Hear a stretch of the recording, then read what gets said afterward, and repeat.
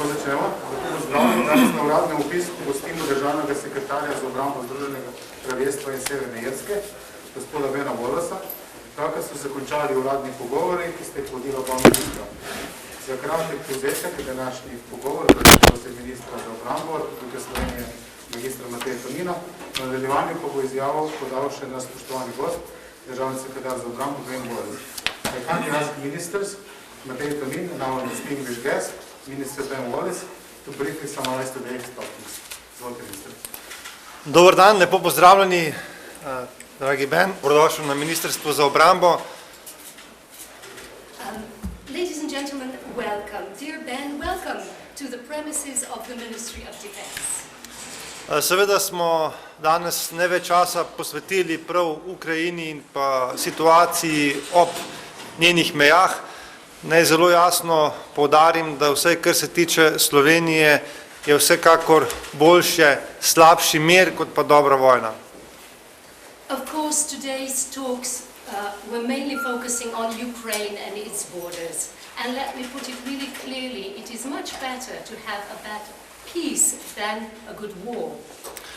Ključno pa se mi zdi, da v okviru zavezništva NATO sporočimo zelo jasno in nedvoumno sporočilo Putinu, da je cena vojne enostavno previsoka. And I believe it is of key importance that as NATO allies we send a clear message to President Putin that the price of war is simply too high to pay. Ob morebitnem agresivnem vedenju Rusije bo to pomenilo še več vojakov ob njenih mejah. Trenutno je Slovenija že prisotna v okviru operacije FP v Latviji in tam smo zaradi tega, kar se je dogajalo na Krimu. Torej, več agresivnih dejanj Rusije pomeni več vojakov na vzhodnih mejah. So the potential aggression behavior of Russia leads into more armed forces in the area. So Slovenian presence is already there within EPP forces in Latvia. So I believe that this is extremely important to note that this was due to everything that was happening on the Crimea Peninsula. So the message is clear. More aggression, more soldiers, more armed forces. Smo pa veseli, da se v zadnjem času krepi dialog. Slovenija podpira dialog na vseh mogočih ravneh. Dobro je, da ga upravljamo v različnih forumih, ker dokler se bo Rusija pogovarjala z Zahodom, do takrat je upanje, da preprečimo vojno. So we are pleased to note that the dialogue activities have been strengthening and Slovenia is involved in different activities, and while Russia is talking to the West, we believe that this is a good sign. Sem pa danes v razpravi pa opozoril tudi na situacijo na Zahodnem Balkanu, ko je naša pozornost predvsem osredotočena na Ukrajino. Ne smemo pozabiti, da se dogajajo nevarne stvari tudi na Zahodnem Balkanu, zlasti v Bosni in Hercegovini. Nevertheless, in today's talks, I drew attention to the Western Balkans. Since we're all focusing on Ukraine at the moment, I believe we should not forget all the activities taking place in the Western Balkans, especially if we look at Bosnia and Herzegovina. Žal, po dolgih letih na Balkanu znova govorimo o možnosti vojne in želimo si, da bi to potegnilo pozornost tudi Združenega kraljestva, naših evropskih in NATO-vih zaveznikov, da smo skupaj dolžni storiti več za to, da ohranimo mir tudi na Balkanu.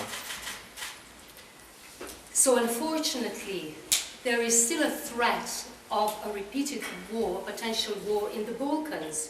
So we believe that the UK's attention is necessary here, and this of course goes also for our European and NATO allies. We should do more to prevent this from happening.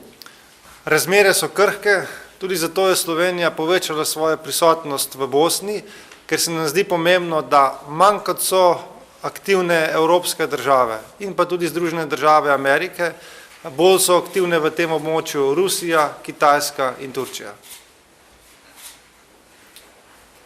So that is why we need to look at very fragile circumstances. Slovenia therefore increased our forces in Bosnia, and the more the European countries are engaged, the less engagement we see from Russia, China and Turkey and vice versa. Še glede bilateralnega sodelovanja, z kolegom Benom smo se dogovorili, da bomo okrepili sodelovanje med obrambnima industrijama obeh dveh držav. Krepimo tudi sodelovanje v smislu vojaških vaj. Zelo nas zanima sodelovanje na področju vojaškega šolstva in pa na področju izobraževanja JTAG-om in pa seveda zelo toplo so povabljeni naši kolegi, da sodelujejo v Centru odličnosti za gorsko bojevanje. Let me also mention bilateral cooperation between the two countries. With colleague Ben, we agreed that there will be an increased cooperation in defense industries for both countries, and we also need to continue our joint military exercises, military training, JTAC training, and also cooperation with our mountain warfare center of excellence. Seveda pa pomembno temo, ki smo jo obdelali, so tudi bokseri, ki jih kupuje tako Slovenija kot tudi Združeno kraljestvo. Gre za izjemno dobra vozila in prav danes je v slovenskem parlamentu ključna odločitev. Verjamemo, da bo pozitivna in tukaj so se s kolegom seveda dogovorila, da bomo si izmenjali izkušnje, da vidimo, kje lahko tudi na področju dobave bokserjev ukrepimo naše sodelovanje.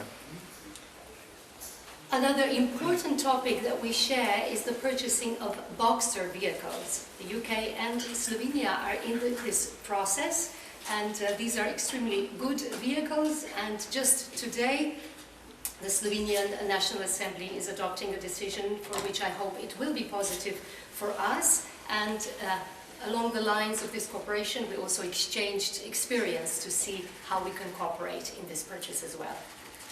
Naj v zaključku rečem, da Slovenija seveda vidi Združeno kraljestvo kot eno izmed ključnih držav za varnost v Evropi, za kar se jim seveda zahvaljujemo in naj tako ostane tudi v prihodnosti. Hvala lepa. In conclusion, Slovenia sees the United Kingdom as one of those countries that will ensure peace and security in Europe, for which we are deeply grateful and may it remain so. Thank you. Thank you, Matej, for welcoming me here to Slovenia, and thank you for the constructive talks we have just had.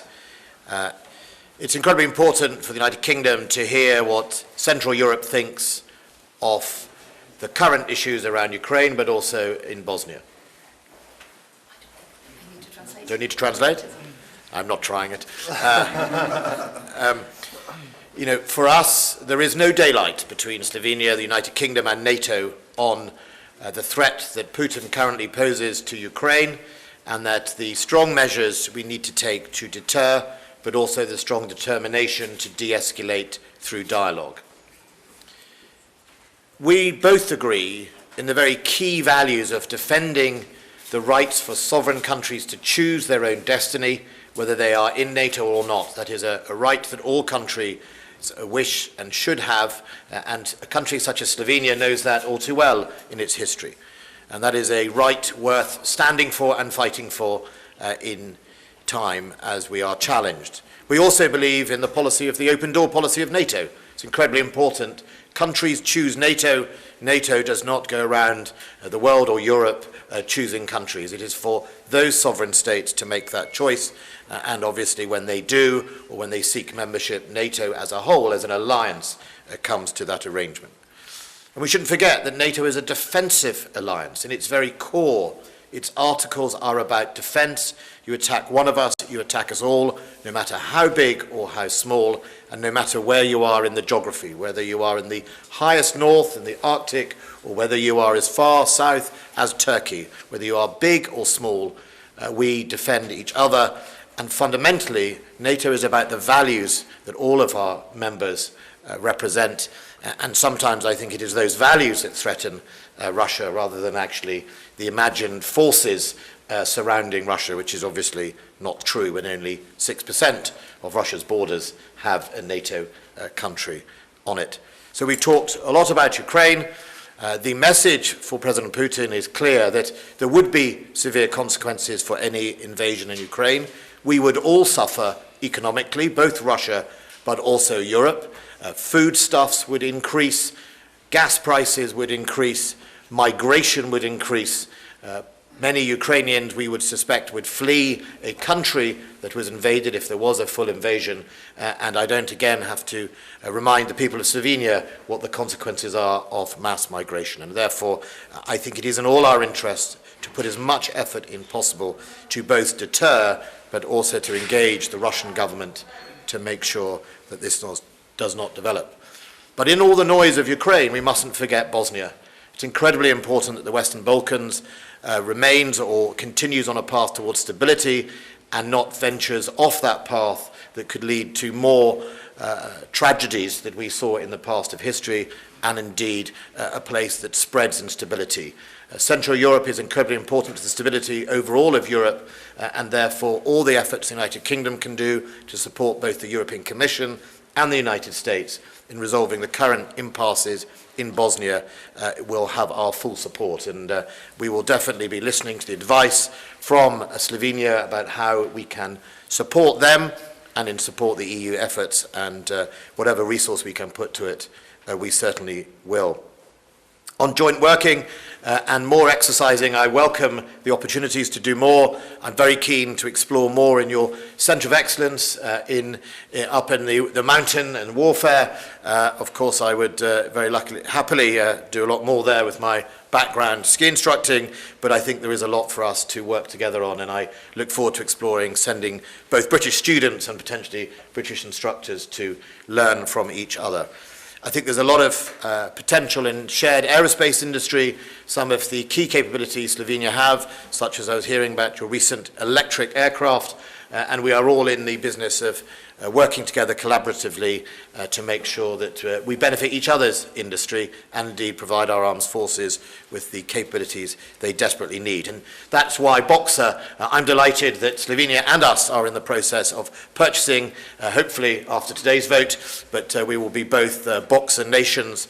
The United Kingdom has had a long path to get to the best results. We have tried and tested all sorts of other models, but in the end of the day, the Boxer is the best model for keeping our soldiers safe, working with our allies, and indeed being able to project around the world not only hard power, but the ability to deploy with many international partners on UN and other roles and missions. So I hope the Slovenian Parliament supports the purchase of Boxer, and I look forward to working together on that. That allows British and Slovenian forces almost immediately to work together when we get deliveries, and I hope that we can have more training exercises together. So thank you very much. Thank you for the hospitality. We have still work to do with Ukraine. I know that NATO is completely joined at the hip on the positions of Ukraine, and will continue to work to deter but engage in dialogue with the Russians. Thank you.